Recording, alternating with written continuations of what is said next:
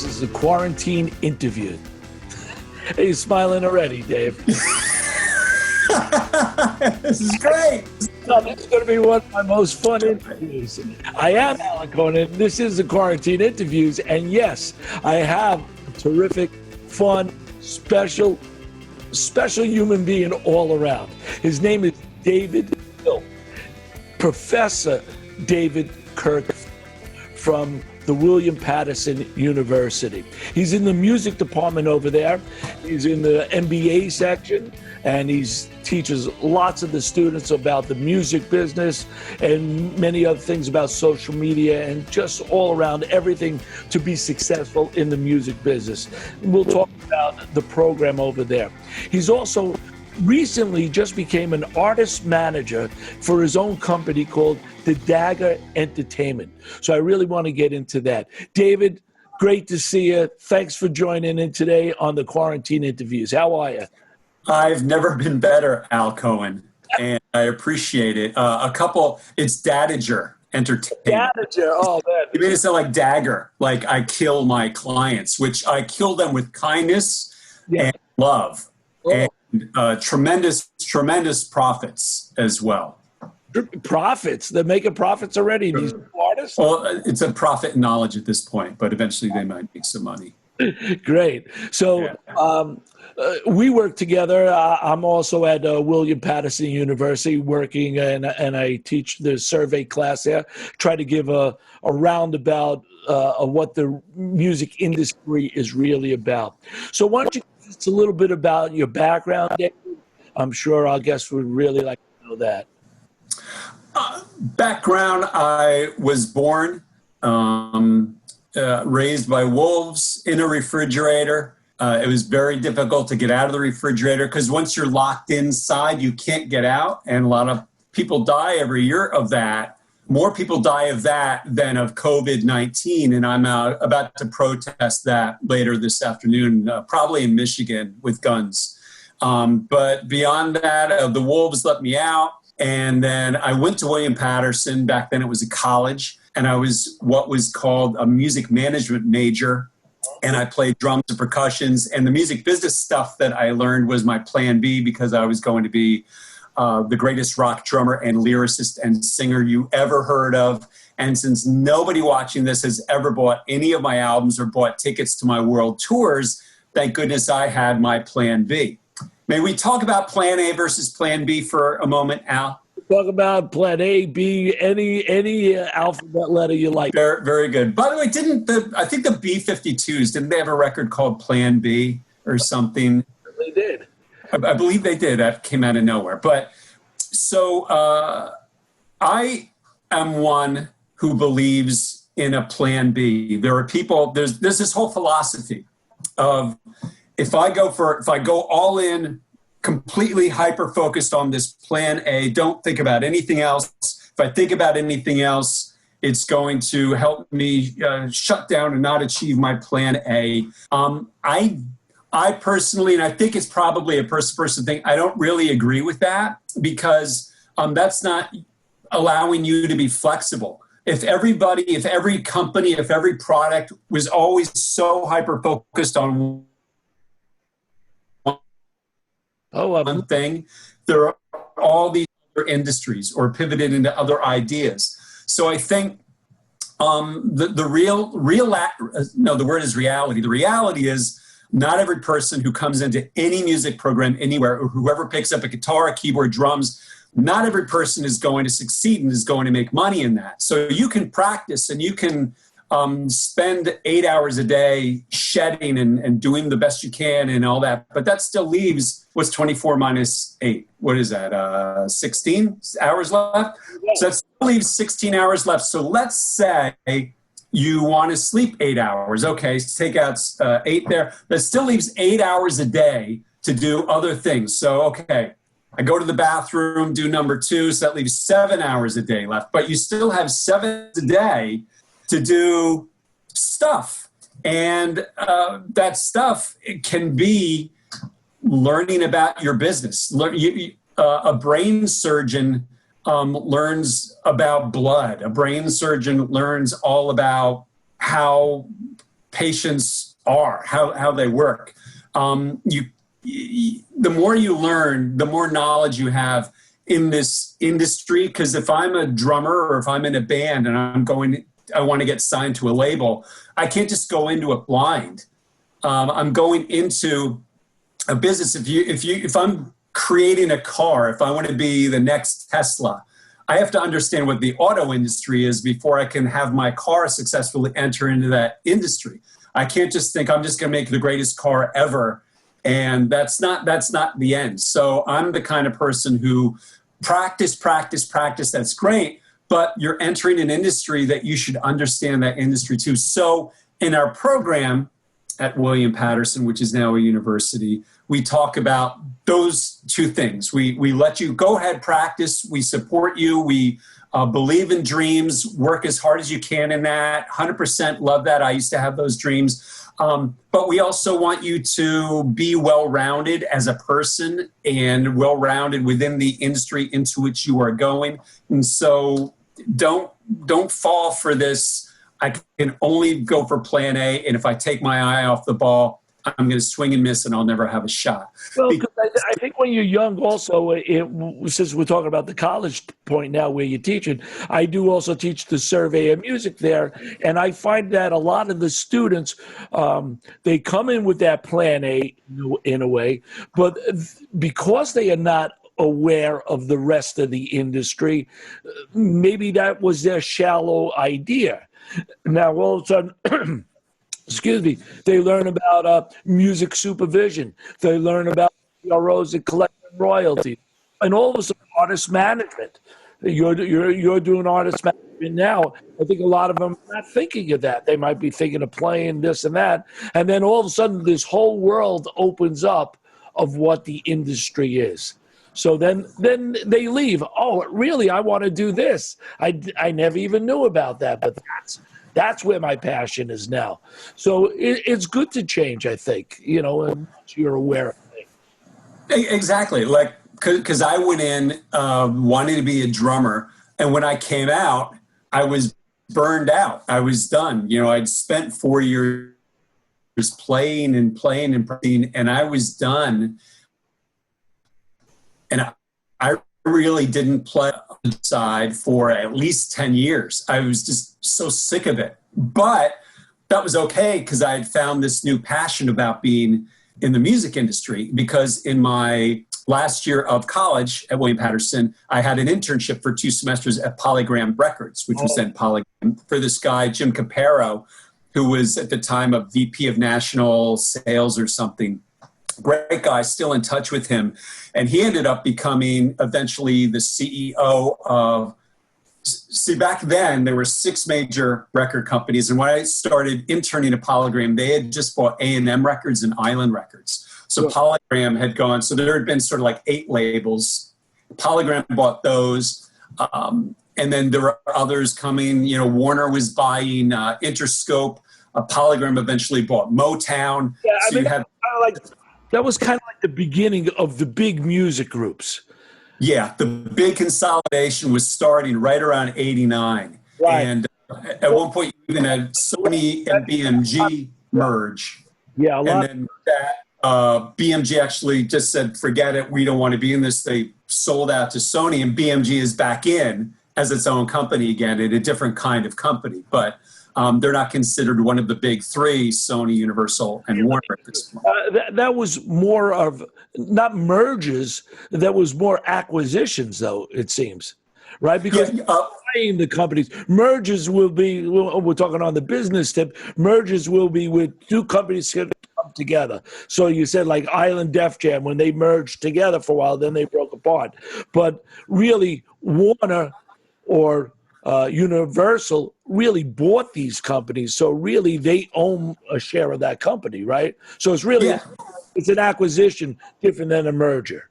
Yeah, because Polygram had an acquisition. They bought Island, they bought A&M, they bought Motown. Universal came in and bought Polygram in 1998. And when I mentioned Sony BMG, that actually was a merger. That was the one merger, because Universal ended up buying outright EMI as well.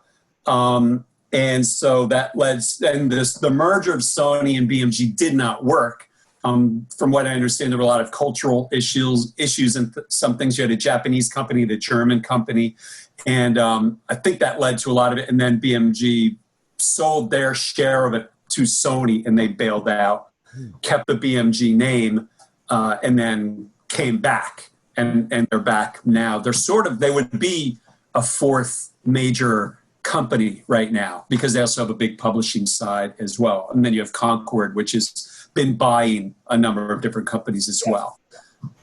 So that really put you from being a drummer, your dream as a drummer, when you started interning there, and you do have a great intern program at William Patterson. That really opened your mind to the music business that you weren't as aware of at the time, or, by going there, all of a sudden you're saying, wow, this is music business. Yeah. The cool thing about what I'm doing now at William Patterson is, because I went through the program, I remember going through, and this is no fault of anybody who were my professors or anything at the time. I didn't feel, when I went through, and I think it was just me, I felt like I went in and just took the classes, and I didn't really get it until I got the internship. And then I started to my eyes started to open. And that's when I started to understand how the people work, what the companies were like. And even so, I interned, I actually got turned into a job because Polygram is growing. So they created a position, and I was the person who got that in their sales branch in Queens. After about a year and a half, I went for my MBA at Pace University in New York City. So I got an undergraduate degree in music management. I was turning because I was looking to see if I actually had my diploma on the wall from William Patterson, and I don't, because I'm so much better because of my MBA. I do have my MBA. Stay there. Let's see. Stay there. Look at this. So I do. Here's my MBA from Pace University in marketing. Does it say what it's in? Well, wait a second. Since we're all moving, and I usually don't do this in my interviews, but I'm going to... Al's not that good. Al's not that good at this. Just don't listen to him. I'm going to show you. I don't know if you can see it on my screen now. That's the problem. Yeah. With my magic screen, it's a little... Right. But there I am. So that's your William Patterson University MBA, right? That's right. And I only received that a few years back after, I think I went back to school. I graduated Berklee College in 1978, Berklee College of Music. And talk about Plan A's and Plan B, even though this is not my interview, I'm interviewing you, but you brought up a good point. I only thought of Plan A at that time. I was I went to music college. I was gigging. The first gig out of college, I was on tour with a chorus line, and then I was a Broadway baby. I played in the pits for years.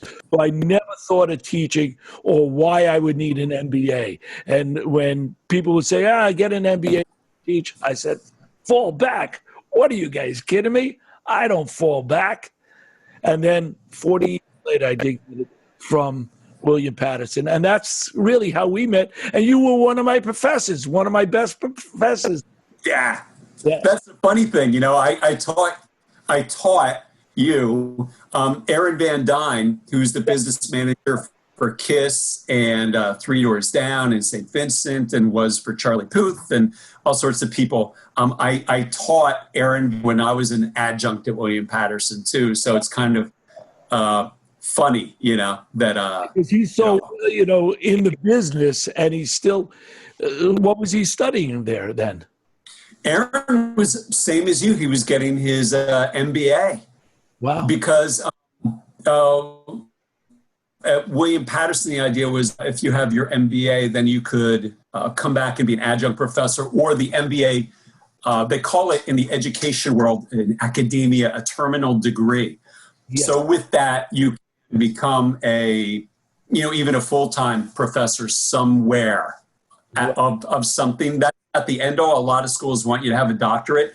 In our field, there are some, but there are not a lot of doctors who are in the music business. There's Dr. Richard Burgess who runs A2IM, and there are a handful of others, but and there's some who are getting doctorates now. But well, I always thought it was I guess this is where the interview is going. I always thought it was funny. A lot of people that ended up teaching in a lot of these schools that had degrees or, in teaching music business, a lot of them were never really in the music business.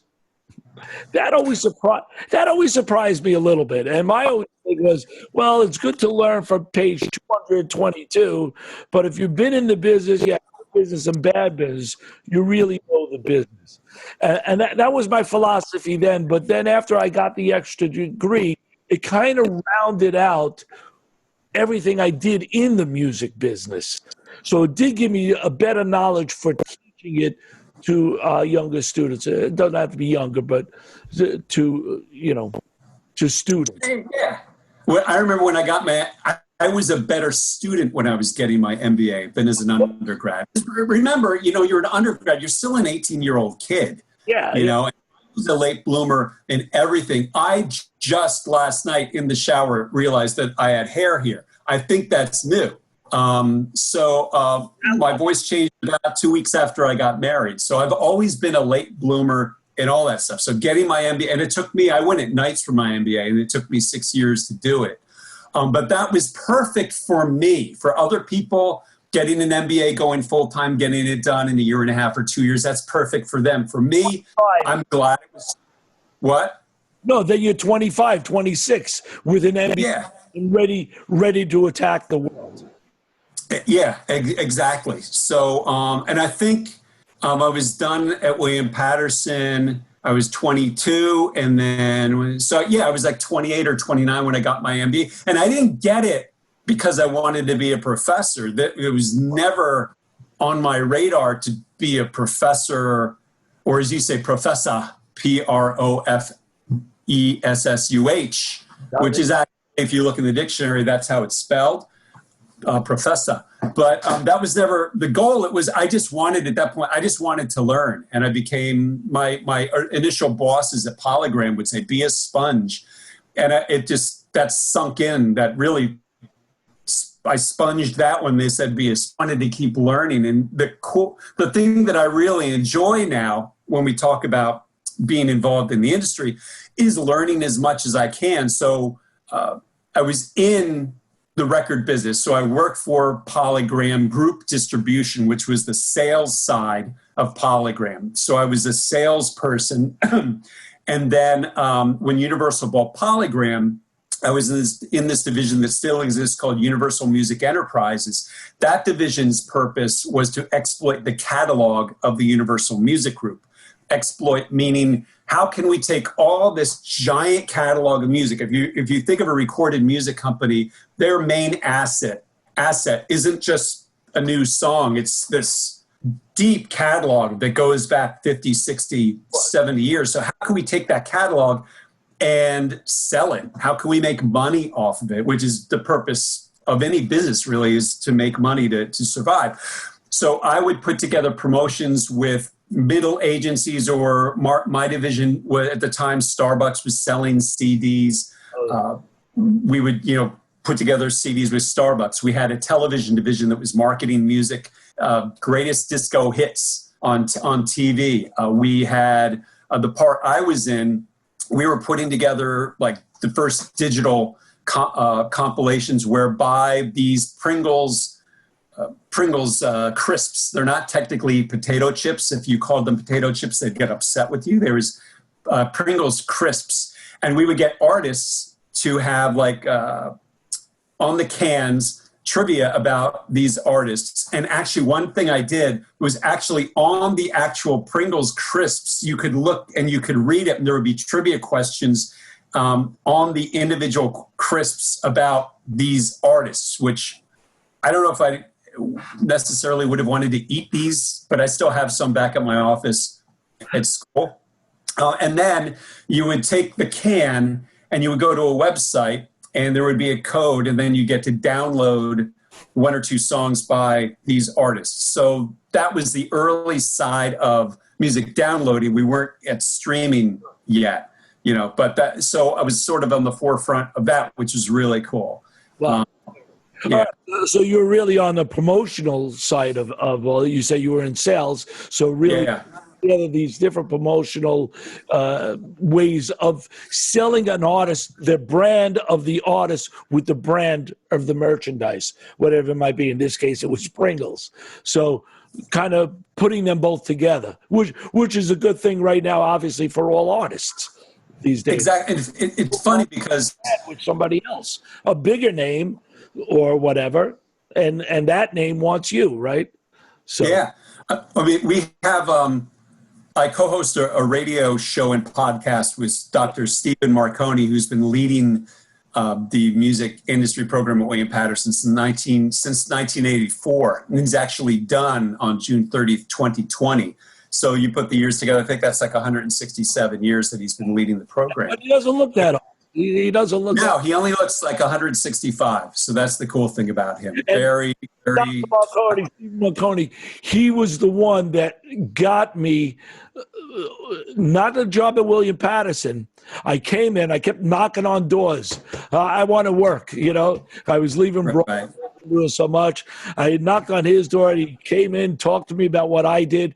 He says, Al, you don't need any other degrees right now. Make a curriculum vitae, a CV. Oh yeah. Put together everything that you ever done instead of a resume. So I got 18 pages of all the business I was, and then I went to Ramapo College, your competitor, but they're not nearly as good. And I went there and I got a job there teaching music business. Why? Because Stephen Marconi's advice to put together what I did. And that's how I got over there. Yeah. He's touched many people in the great guy, so knowledgeable about the industry, really amazing.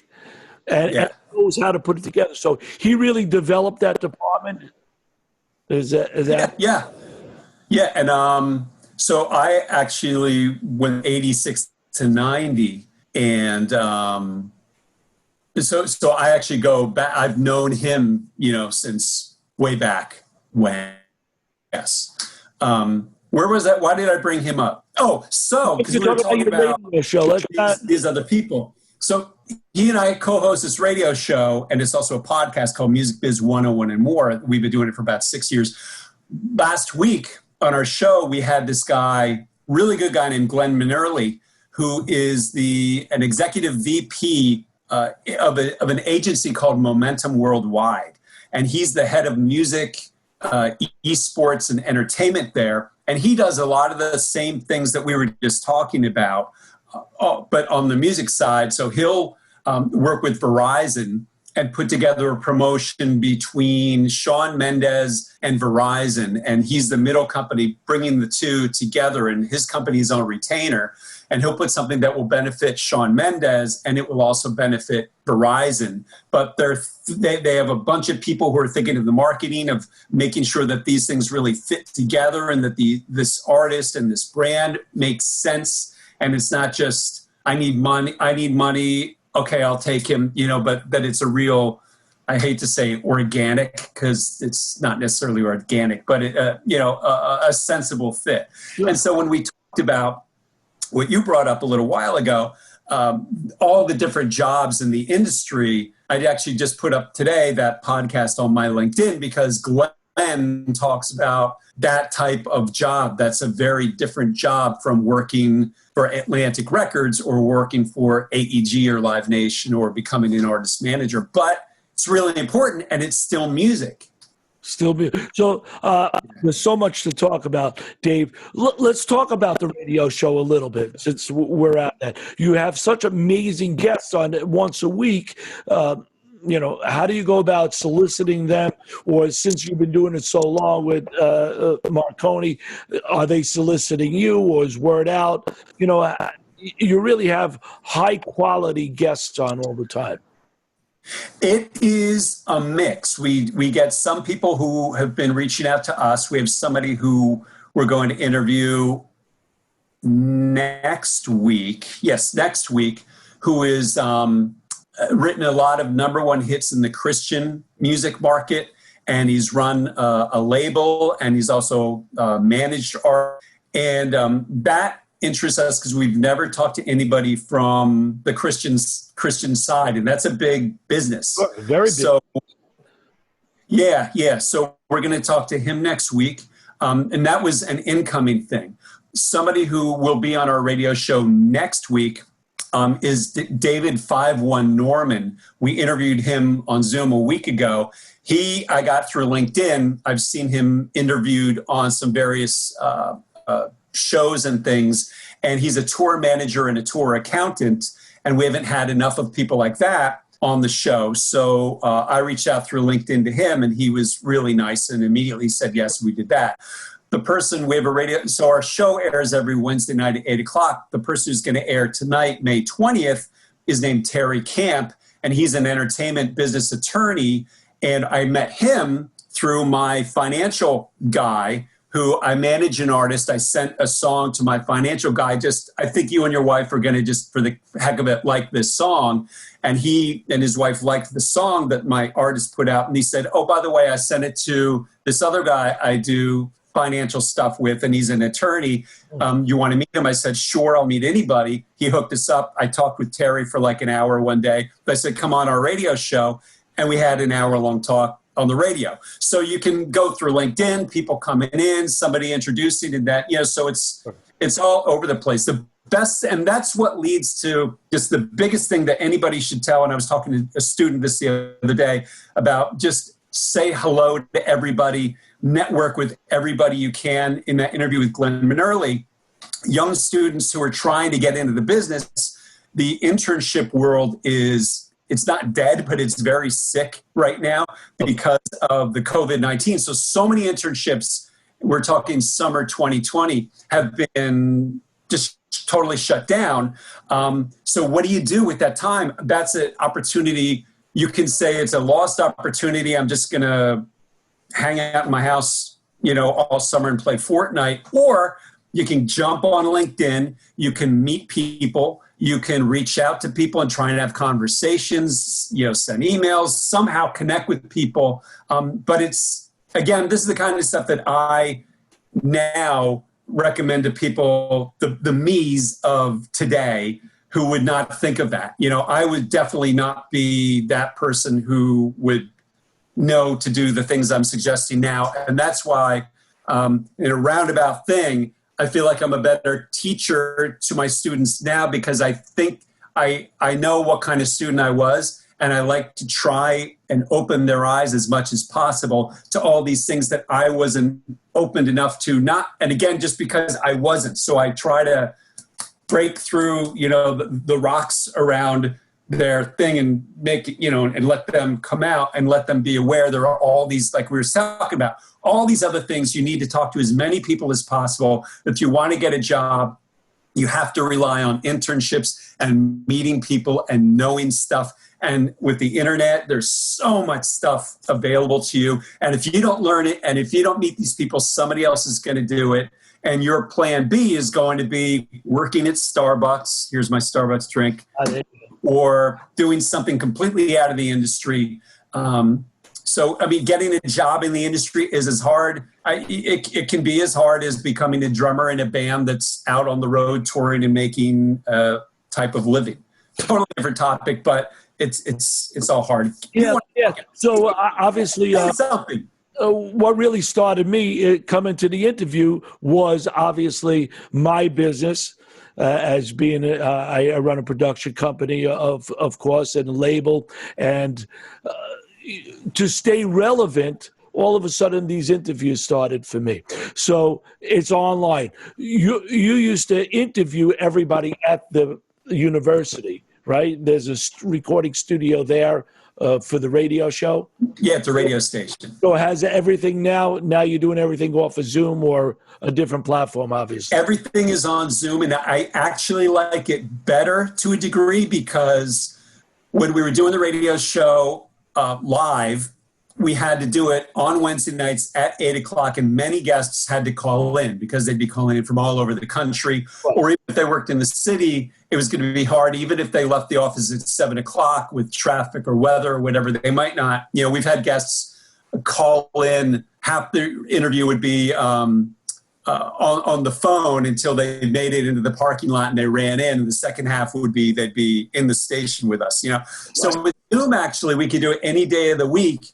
And a lot of what we want for interaction is we want questions to be asked by students, and they can send tweets to us. So as long as we let people know in advance, we're going to interview Paul Sinclair, the GM of Atlantic Records, today or tomorrow at 3 o'clock.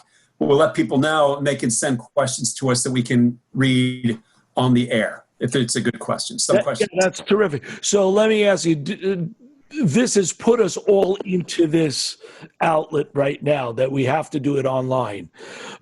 What do you think as we go into September, the next semester, into next year? Do you think this is going to be part of the norm that is the way technology caught up to us enough that this is going to be the norm? Where there'll be less personal contact and more online. It's funny. It's less personal because let's say you and I worked together, right? Yeah. You were in the office next to me, or we were in like an open floor plan, and now we're not in the same room together. But if we're doing this, it's not that far away. I'm still looking at you. Like, I like these interviews that we're doing on Zoom when they would have been a phone call, because I can look that person in the eye. He can look. We're looking at each other as we talk. So try to stare at the mic, though. I mean, at the camera. Yeah. There you are. Oh, no. Right. So we are, in a way, having a personal contact because we are looking at each other different than the phone was and different. But I'm just saying, the industry in general, why would you want to go back? Say we could go into William Patterson, September or whatever. Will you go back to the recording studio there to do it? Or do you like this format? Like you're saying, you kind of like this format anyway. I would do a hybrid. I would basically, if the guests can be there at 8 o'clock on a Wednesday night, let's do it live. Otherwise, let's do it whenever on Zoom. And we'll get it done. I'll edit it on my own and upload it, and the station can play it. So actually, it made that much more flexible. In the industry, you have companies, and I mean, look at Twitter, for example. Jack Dorsey runs Twitter, said, you never need to come back into the office again. And I've been reading a lot of articles. A lot of people are getting used to this. And when you think about, this is a cultural shift. Think about what this has done to culture. This is a regular telephone. About how young people, they're so used to just sending text messages and not looking each other in the eye. So it's not that far a leap, from just text messaging. But in the industry, email has been the main form of communication for, we'll call it the last 10 or 15 years. Before that, it was voicemail, but now it's email. Email is actually kind of losing ground now to text messaging and DMing on Instagram. As an artist manager, I'm finding the better way to reach fans and reach people I need to get a hold of is through texting and DMs on Instagram, sometimes on Twitter, but it's more on Instagram, versus email. A lot of people aren't reading their emails. And that doesn't mean I don't mind talking on the phone, but a lot of people don't pick up the phone. They would rather communicate that way. So Zoom isn't that bad because I don't have to be in the room with you. Yeah. But like I said, we're having this two-way conversation. I can see you. It's not that bad. And the longer we do it, the more we're used to it. Right. And we used to meeting at Starbucks once a year. I used to see you once a year at Starbucks before the semester. Yeah. Right. Exactly. Right, and here we. So let me ask you a question. Let's go to that other side of your career, because recently you just switched into this artist management thing, and you picked up a few artists. So tell us a little bit about that. How you made the switch? Why did you make the switch? And how is that going? It started almost exactly 2 years ago. To I think this week, I had never necessarily managed artists. I had managed cover bands and cover bands that I had been in. I'd never managed an original artist. And I started to realize it was something I really wanted to do. When we talked earlier in this amazing and fun interview that our people, the listeners are just loving this, by the way. Alan Cohen. Especially the degrees, the display of the degrees. That was incredible. And I just like I said, I wanted to go get my MBA. I wanted to do that. I wanted to manage an artist. I wanted to try this out. There were things that I thought I could do well, and I'm teaching about it. And I was just really, really interested in it. And I talked to enough managers, and just by studying the industry really hard at that point I'd been teaching for about just finishing my 5th year full-time teaching. I felt there was a hole in my game as a teacher, as a professor. And there is something to that. You can teach a lot from a book, but until you do it, you don't necessarily know how to do it. I did not want to be criticized as somebody who's teaching about this and never did it. And I did, but even more so, I just wanted to do it. I really, really had the desire, an emotional need and want to do it. So one day I was going to talk with this band. They're called Switch Mob. And that afternoon I was going to meet with Switch Mob. There were 6 members in the band at the time. Beforehand, somebody said, hey, can we meet? A guy named Zach Matari. And that morning I met at that same Starbucks where you and I meet. I met with Zach. We're talking. We're having a long discussion. And at the end, he goes, hey, would you ever be interested in managing artists like me? And I thought it was really interesting. I said, well, funny thing, I am interested because I was just going to talk to this other band later on about managing them. So I ended up taking on both at the same time. And it's been a tremendous experience because I've had the experience managing a solo artist who had a band and the band left him, and working that transition from him with a backing band to just him and working out. So now who's the backing band? And we figured that part out, but it was a real interesting journey. So you have the solo artist, and then on the other side, managing a band that has 5 people in it right now with 5 individual personalities, and you learn the personalities and how do they work and how we can get them all these 5 people to act as a unit to do what we want to do. And that is, that's the hard part, because when you talk about artist management, there's the nuts and bolts of it, but a lot of it is the psychology of it, which I'll be the first to say I'm not the best at, because you learn from, and you're talking, the product is human beings and the output, the creative output of human beings.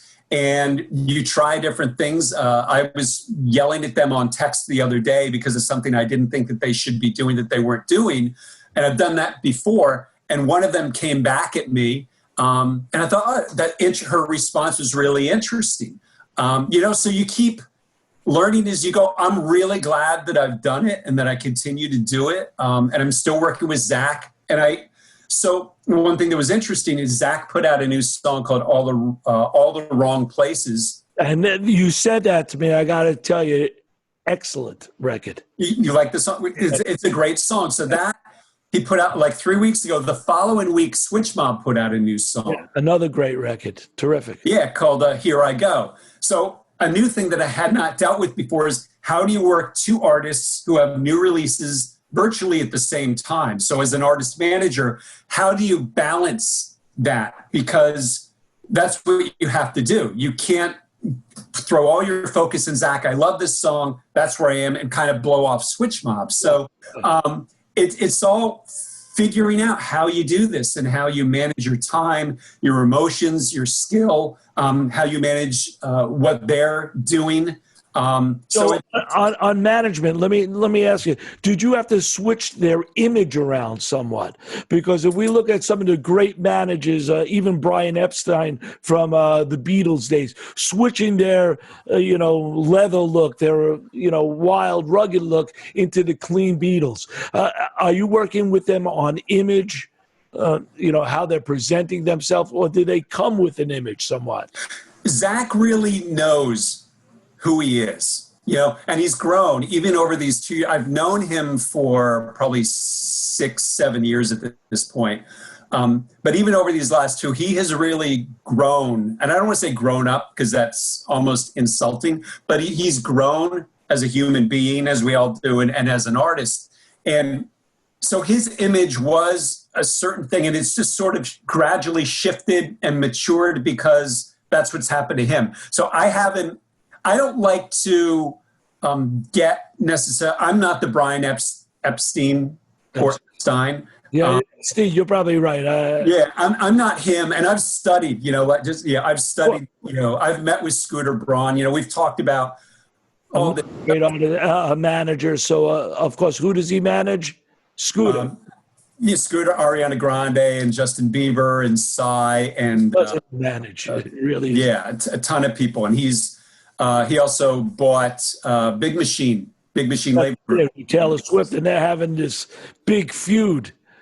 Yeah, in which who owns the rights? Yeah. That's a whole other side. Yeah. Well, the management, but then from being a manager, he didn't really own her records. He was managing her.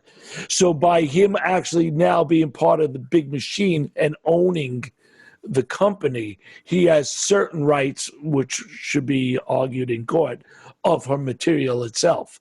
Right. Than just being a manager where you're representing and managing. Right. And he's in enough where we talk about, a manager understanding different things and where you need to be and your time. And he has a huge staff, and he also produces TV shows. I think Scorpion, a TV show that's been on CBS. He's been a producer of that. A song recently came out, a Justin Bieber song, and he has a writing credit on that and one other song. So he's done some stuff. But there are a lot of managers, if you go back to the 1950s, who have done. Berry Gordy, although he ran Motown, he sort of managed artists, and he wrote songs, and I won't say. So do you see yourself getting into that more? Crossing. I want to grow with the artists, and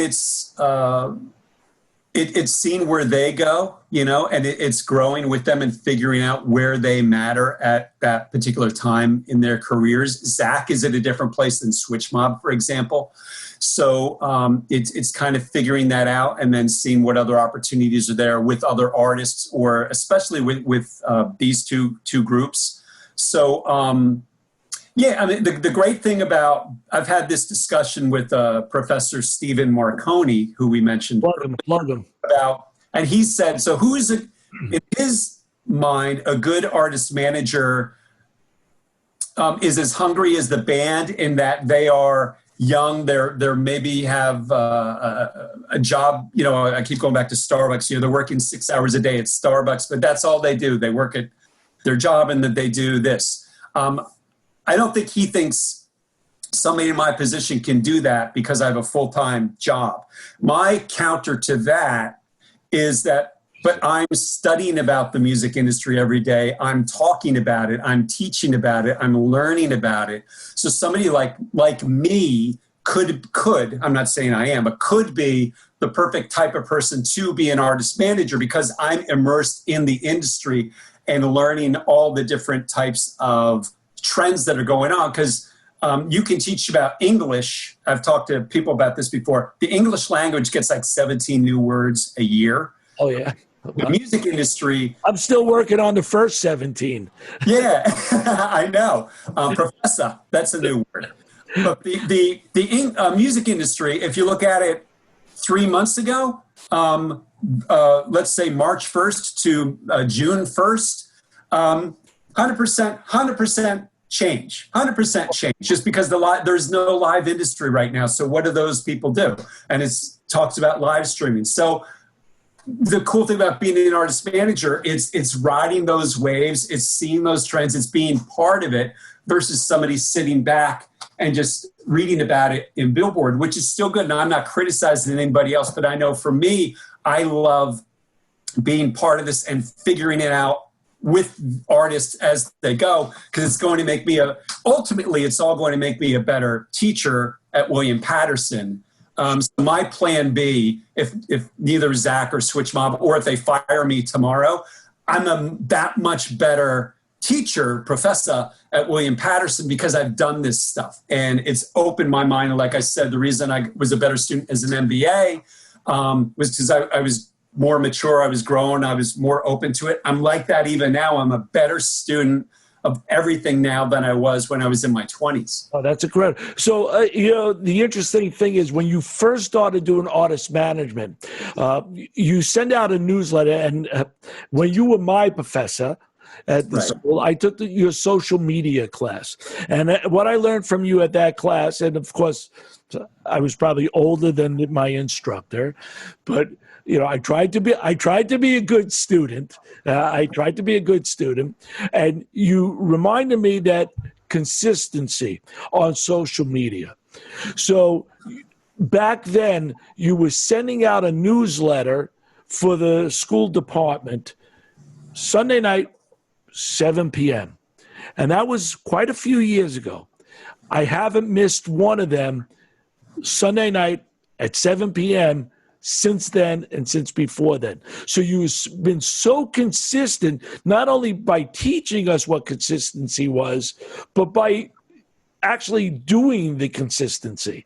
So you kept it consistent. And I think then you started becoming an artist manager. I noticed that a little while back, and you started putting in there the diaries of an do-it-yourself manager. Well, I don't remember the exact title. And you would write and type out what you did with this artist, like so long. And I'm going, how does he write? First of all, how does he write so much? But really what it was doing for you, I think, as that student of being an artist management, is getting out of your system. And then I wrote you 1 week later, I said, is this for your new book? So could you give us a little insight on that? Because I think you're actually, you actually do what you preach, so to speak. Yeah. Writing and stuff. And that's why you'll be a great artist manager, as opposed to maybe not because you're not hungry, but you are so hungry for the knowledge and to do it right that I believe you will be successful. That's very nice of you. Thank you. And I hope so. And like here's a good example, and then I'll get to the DIY diary. Yeah. I had a Zoom call. So when we talk about Zoom, with the band Switch Mob, again, there are 5 of them full-time members of the band and me. To get 6 of us in one room at the same time is very difficult because you have people coming from Brooklyn and Fort Lee and South Jersey and all over and Rockaway. How do you get them? It's really hard. It's a major commitment to get them and me in the same spot for enough time to talk about what we need to talk about. And then sometimes we just have to stop because I got to go, I want to beat traffic, whatever. We've actually had more band meetings and better communication with Zoom than, because we used to try and do conference calls on the phone as well, which did not work as well even. Because again, now we're looking at each other and it's a better dynamic than a phone call. And so last night we had what was supposed to be maybe an hour long discussion because, like I said, a single came out 2 weeks ago. We had brainstorming. This is the first time we did some really good marketing around the single. We did this 10-day Switch Mob stimulus package where they have some money in the bank account. We gave away $20 a day for 10 days. And it was built around live streams, 5 live streams. Each member did a live stream, and then trivia contests and things all through Instagram. We gave away $200. The idea to spread knowledge of the band, do something a little different that other bands out there are not doing. The Switch Mob Stimulus package, coincides. That's such a current name. That's great. Yeah.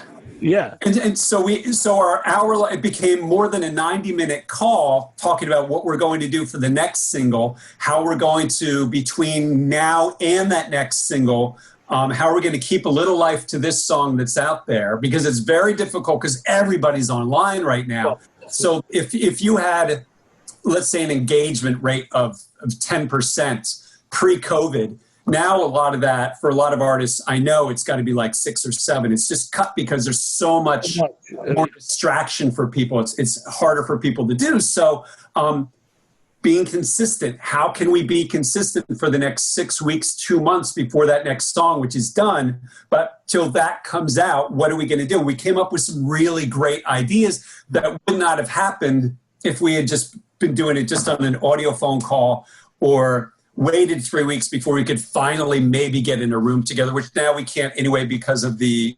quarantining. So that said, so that's a real cool thing.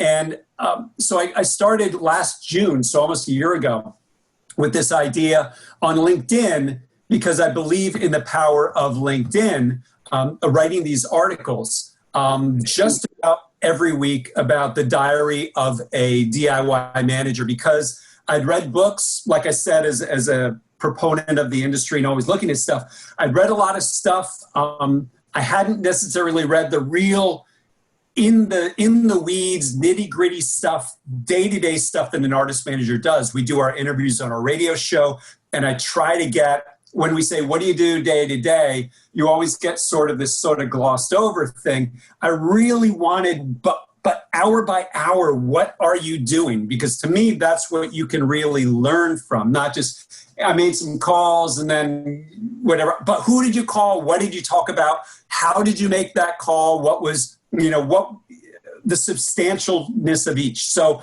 that's what I started writing about. Yeah. My mom, because I have co-authored a book with Steve Marconi called Managing Your Band. We are actually, looks like, going to put out a 7th edition of that book. And my mom at some point said, is this for a book as well? And these diaries actually now can potentially be part of that book.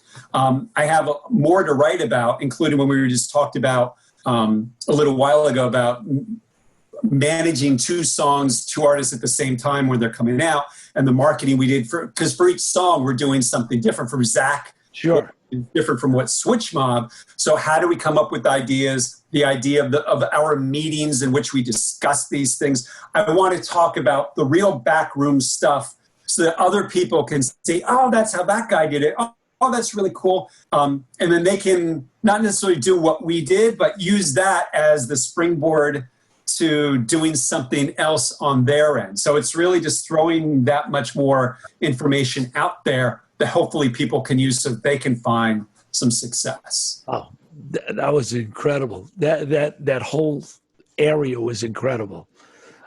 Cool. Very cool. Very cool. David, it's been quite an interview. And I just want to say, I don't want to keep pontificating Zoom, though. There are other platforms to be on there, and we do have to be careful about people coming online, top security. All these platforms are good, but yet you got to be careful with certain platforms as well, I believe. Yeah, and I think it's if you're having a meeting, sharing the link if the wrong person gets the link. I was on, there's a organization called the Music Business Association. Yes. And they've been doing webinars, and I was on a webinar of theirs a couple of weeks ago, and the wrong person got in it and was in the chat and was writing a lot of really bad, inappropriate stuff. And then somebody who was moderating it was able to disable the chat. Yeah. That was my first experience. So I've seen that. I taught on Zoom since March, and I was sharing links with the class. So I would have a class of 24 students on. Not once did I have a problem. I've done all these radio shows. Not once have I have a problem. We're doing this. You actually hijacked this because this would be much better if it was just me talking for an hour, but whatever. But I haven't had any of those issues yet. But yeah, that's out there. I've tried Microsoft Teams. I've been in a couple of calls with that. I have not liked that. I've done Google Hangouts in the past, not as good as Zoom. So far. Meeting? How about GoToMeeting? Oh yeah, regular. I've sat in on those webinars. I've never hosted a GoToMeeting webinar before, so that might be good. Have you hosted one of those? Specifically, we do have to be careful now that we are getting more into this type of platform. This type of platform, not the name of the platform. This type of platform for these meetings from now and, like you're saying, into the future, it is more of a way that things are going anyway. So, as being a professor in it, you do have to study, you have to understand it, you have to change with the technology. And as we start doing that, I believe we'll all get better at what we're doing with this, So, yeah, exactly. Yeah. David, it's been incredible experience. I learned a lot more about you, and I'm sure all our guests did too. I mean, really, from being a professor to starting out as a musician to working in the industry, now artist management, you keep developing and growing your sphere, growing your knowledge. It's really, really terrific.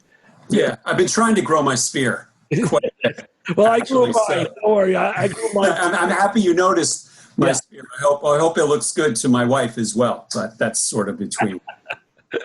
That's good. By the way, can I have one more second, really? Because of course, I think. Let me see. Yes, I got one more second left. One more second. So, my youngest daughter turned 16 today. We're on 2020. She turned 16 today, and I was back and forth on text with my brother, who's a big music fan. Yeah. We started to realize the number of songs out there, popular songs that were hits, about 16-year-old girls. Oh, yeah. How disgusting it is when you're the father of a 16-year-old. We talked about Ringo Starr had a hit called You're 16. You're 16. You're beautiful, and you're mine. And you're mine. And you're looking at that.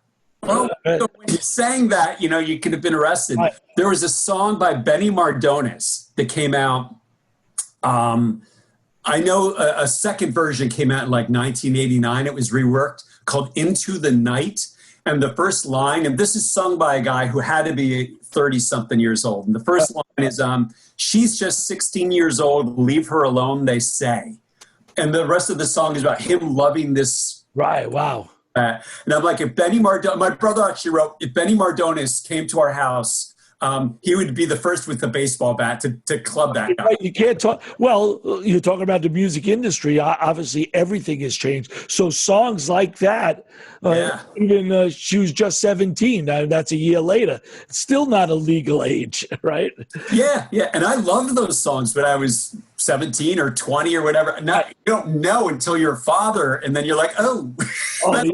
Well, if it's coming from you when you're 17, it's good. But it's coming from the dirty old dog that's 35 singing it.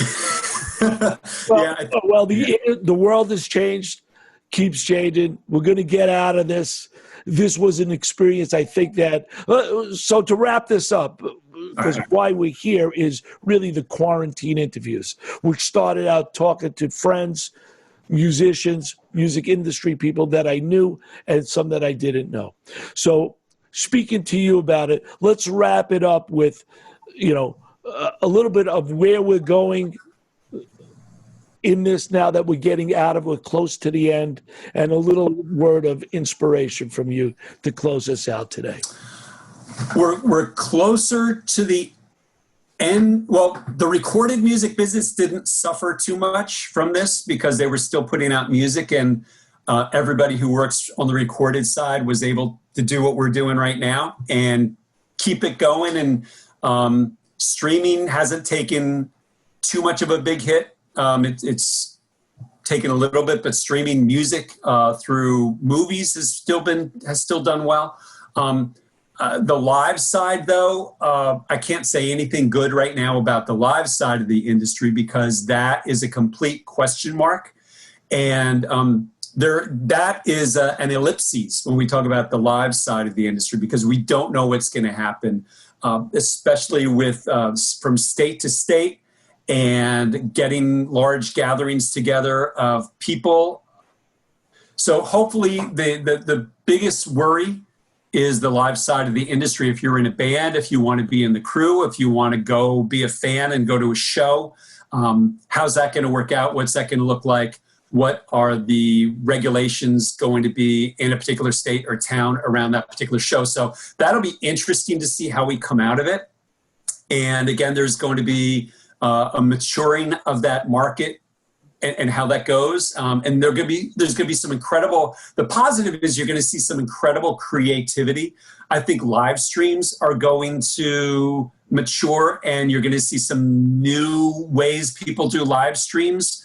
And I think you're going to see some new ways that people perform live, such as the drive-in concert that we're starting to see pop up more. So I think you're going to see some cool stuff, some fun stuff. I think what this has done, kind of like how it has kickstarted more video conferencing, like what we're doing now, and that's going to hurt the corporate real estate market, because I think some companies are going to be like, why do I need 50,000 square feet of office space when I can get done with 10 and people can be home? I think on the live side, I think live streaming is probably going to be a thing for a while, because if I'm an artist and I can figure out a cool way to live stream and I can reach my fans in Detroit, why spend all the money to go out in the van to hopefully play for 12 people in a venue when I can do it over Zoom? Because it's fun. Yeah, well, yeah, there's that. So away the fun of the live event. So yes. So, but I think everybody's learning. So the artist is learning, and I think the fans are learning too.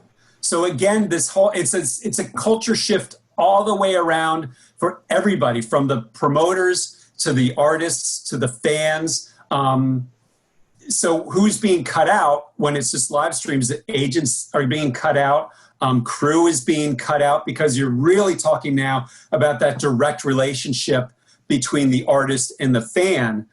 So that's positive, and there will be some new businesses that come out of this, people who can figure this out and make some money around that direct artist to fan relationship. So it's interesting. So to wrap up where you want to go, there's a question mark, but there's a lot of hope, and there's just going to be an evolution that we didn't expect, but it is what it is. So let's go with it, see where it goes, and we have to embrace it. We have to, Well, we have to embrace it. We have to. Words of wisdom from Professor David Philp. And I'm sorry I can't embrace you right now. Oh, come on.